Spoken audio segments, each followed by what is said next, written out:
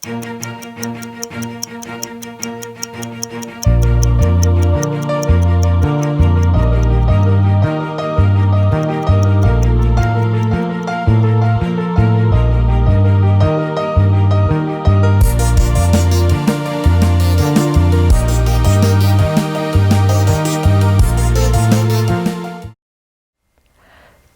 j'étais adolescente, pendant des années, régulièrement, alors pas tous les jours, mais peut-être tous les mois ou des fois toutes les semaines, je faisais un rêve qui revenait souvent, je rêvais que je volais. Pas voler comme Superman, c'était plus, j'essayais de sauter et au fur et à mesure je sautais de plus en plus loin jusqu'à réussir quelque part à planer, puis à rester comme ça en suspension en l'air. C'était un genre de rêve que j'aimais beaucoup. Alors avec le recul, en grandissant, je regarde en arrière, je me dis, bon, sûrement que mon corps essayait de m'exprimer une envie de prendre son envol, d'avoir plus d'indépendance. D'ailleurs, quand j'ai grandi, que j'ai pris mon indépendance, j'ai moins fait ces rêves-là jusqu'à plus les faire du tout. Il y a plein de rêves comme ça que beaucoup de gens font. Il y a les rêves agréables, genre justement voler, beaucoup de gens rêvent de ça. Mais vous avez les rêves où on tombe dans le vide. Les rêves pas très sympathiques, je suis sûre qu'on a tous eu un moment ou un autre. On essaye de courir et on n'arrive pas à avancer. Il y a tout plein de catégories de gens qui font le même style de rêve. Alors il y a des psychologues et des psychiatres qui expliquent ça beaucoup mieux que moi, ils ont écrit là-dessus tout plein. Pour dire les rêves, on peut essayer de les interpréter, de les expliquer.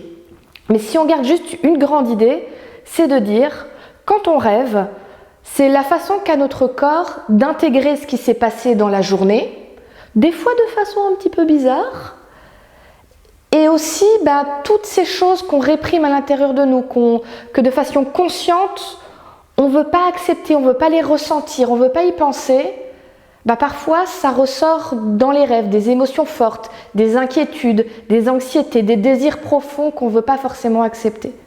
C'est comme si, quand on rêve, nos barrières tombent. On dort et donc tous les murs qu'on s'est construits tombent et des choses nouvelles s'expriment. Dans la Bible, on nous parle pas mal de rêves.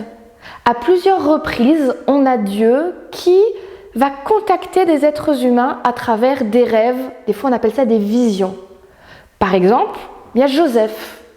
Joseph est un jeune homme, il vit sa vie tranquille, chouchouté par papa, entouré des frères plutôt jaloux, et à 2 reprises, il va faire des rêves qu'il ne va pas forcément comprendre tout de suite, mais qui vont l'interpeller, et il va se rendre compte que ce n'est pas n'importe quoi comme rêve. C'est intéressant que Dieu utilise ce moyen-là, parmi plein d'autres, mais que Dieu utilise ce moyen-là pour contacter des êtres humains. Et je me dis au final, peut-être que c'est logique. Tout à l'heure, j'ai dit, quand on dort et qu'on commence à rêver, c'est ce moment où tous les murs qu'on s'est construits s'abaissent.